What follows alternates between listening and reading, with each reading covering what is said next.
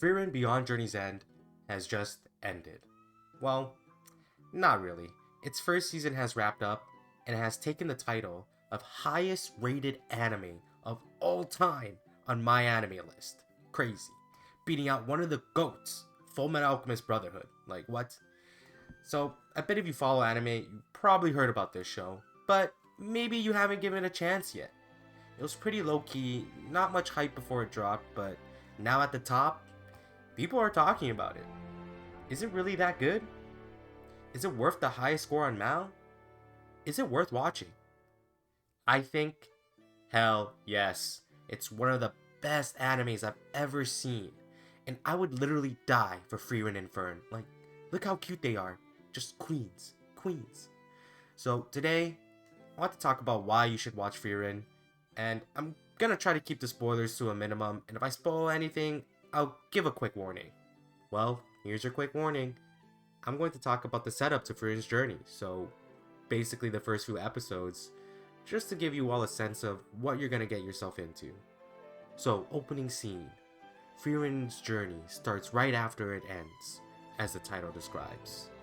In what seems to be a generic fantasy world, the Demon King has been slayed by the hero party. The hero Himmel, the elven mage Frieren, the priest Heiter, and the dwarf warrior Eisen arrive back to town with a glorious applause, praise for their victory. The party reminisces on the 10-year journey, as Frieren thinks that this amount of time was insignificant. Frieren is an immortal elf who has lived for thousands of years and does not see time the same way humans do. What seemed like an epic long journey to some was just a blimp in her life, a measly 10 years. They look up at a meteor shower. Frieren tells them that there's a better spot to go to, and we should go back there 50 years from now. So they promise to meet again. After 50 years passed, Himmel, now an old, short, decrepit man, and Frieren, unchanged. They go on one last adventure to watch this beautiful, beautiful meteor shower. Himmel, filled with appreciation. Sadly, he dies peacefully soon after. Frieren, who does not understand emotions very well and human connections due to her immortality, feels something she has never felt before. Regret. She regrets not knowing Himmel better, not connecting more, even though it was only a blimp in her life and meant so much more. And she ended up wasting her time. Then, you see a usually emotionless Frieren weep, and it just hits. It just hits hard. After this, Frieren goes on a journey to what they call quote-unquote heaven, to talk to Himmel one more time. On her journey, she meets Eisen and Heiter's apprentices, Stark and Fern, and their new journey begins. This is just the setup. A lot happens in this anime.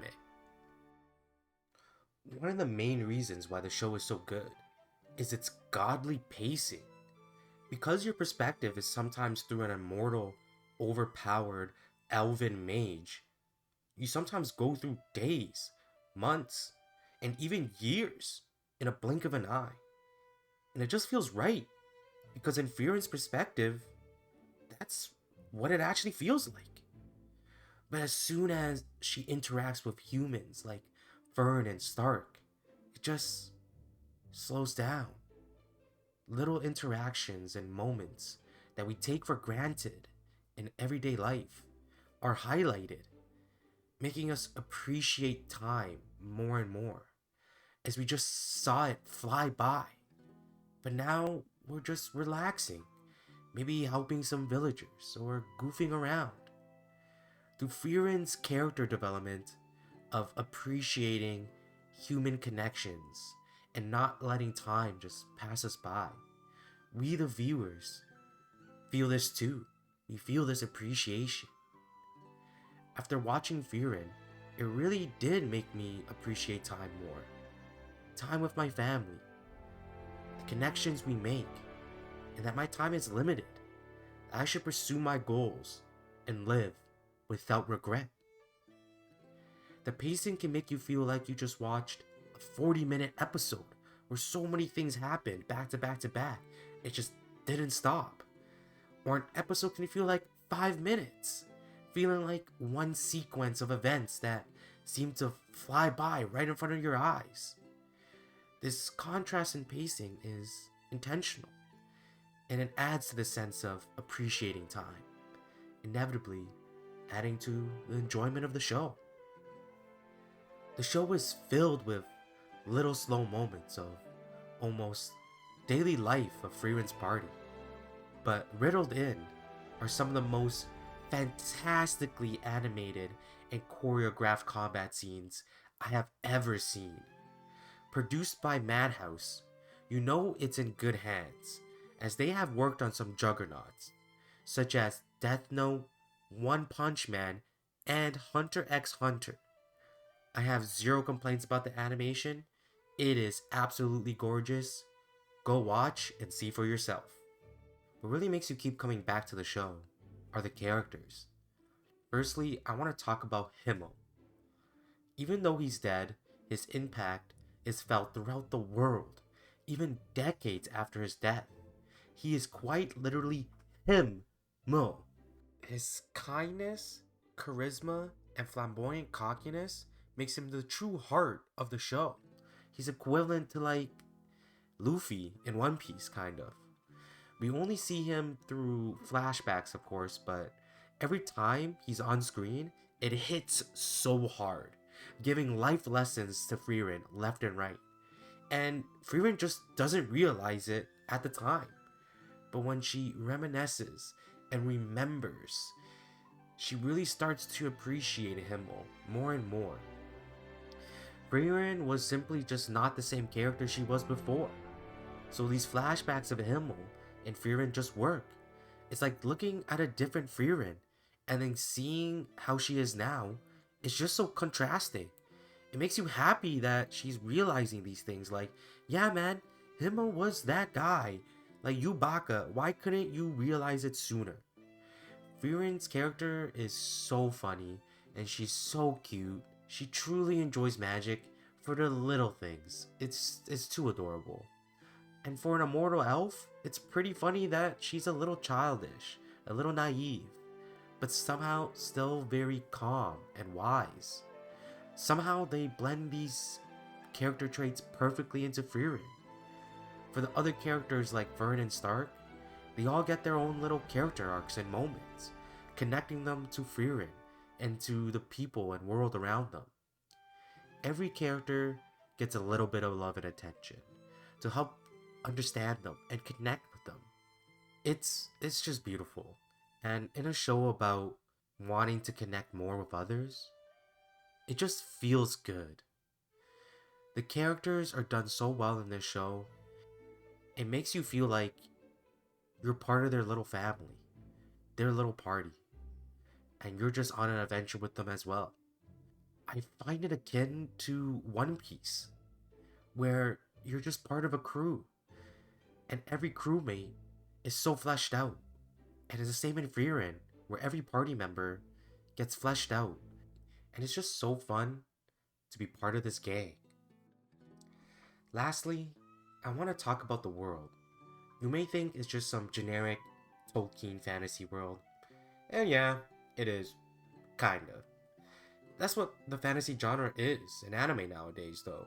It's demons, elves, mages, warriors, healers, guilds, adventures, etc.